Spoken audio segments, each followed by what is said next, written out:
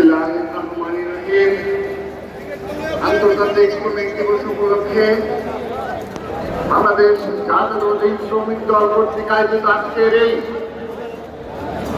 সমাবেশে সম্মানিত সভাপতি এবং প্রধান অতিথি হিসেবে উপস্থিত থাকবেন গণপ্রজাতন্ত্রী বাংলাদেশ সরকারের মাননীয় প্রধানমন্ত্রী জনাব তারেক রহমান।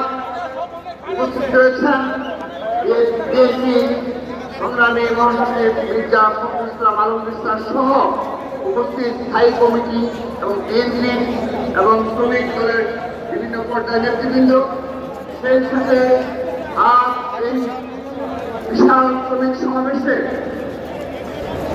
আপনাদের সাথে সংহতি প্রকাশ করার জন্য এবং আগামী বাংলাদেশ বিনির্মাণে নিজ নিজ পেশায় একজন শ্রমিক হিসাবে নিজেকে দেশের স্বার্থে দিয়ে দেওয়ার জন্য বাংলাদেশ জাতীয় ছাত্র দলের বিভিন্ন পর্যায়ে নেতৃবৃন্দ আর সংহতি প্রকাশ করার জন্য এসেছে। সবাইকে বাংলাদেশ জাতীয় ছাত্র দল পক্ষ থেকে সংগ্রামী শুভেচ্ছা এবং অভিনন্দন জানাচ্ছি। প্রিয় উপস্থিতি,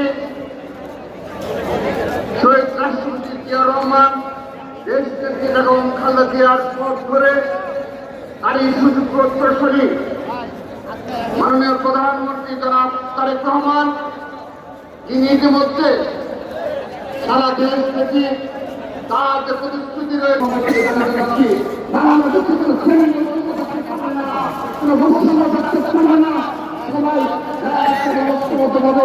আগামী বাংলাদেশ জিন্দাবাদ জিন্দাবাদ।